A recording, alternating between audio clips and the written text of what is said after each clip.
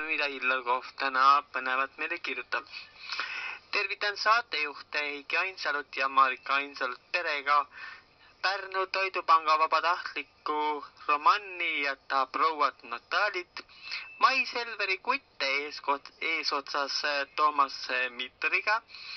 Robert Viilut, Rahandusministeeriumi töötajad Kalev Kaljustet, Tallinna Lauluväljaku direktorit Riho Rõõmust, Kaida Vahkret, selgeltnägija Toomas Harjat, Kanal 2 reporteri Turmo Tamme ja reporteri veebi peatoimetajad Märt Niidassood, kes võiks ka vana paari edetabelisse lasta. Ja soovilaul on Illarkovil Diskori valss ja hakkame seda laulu ka siitpoolt kuulama. Muideks Diskori valss saab täpselt 1 aastaseks, sest kui ma nüüd ei eksi, siis 1. aprillil ka see laul eelmine aasta valmis sai. Aga paneme siis Hillerile selle laulu mängima ja soovime talle ka ilusat õhtut sinnapoole ja tervitame vastu.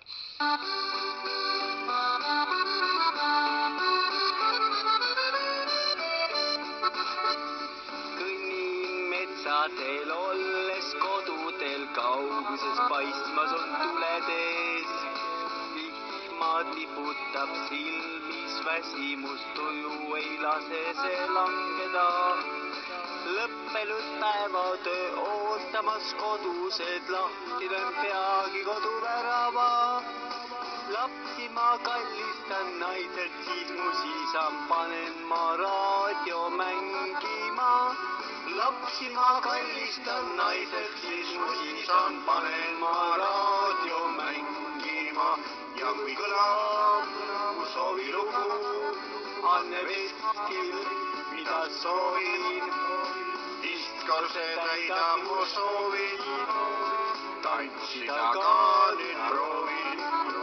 Ja kui kõlab mu soovilugu, Anne Vestkil, mida soovin, Diskorse täidab mu soovin, tantsida ka nüüd proovin.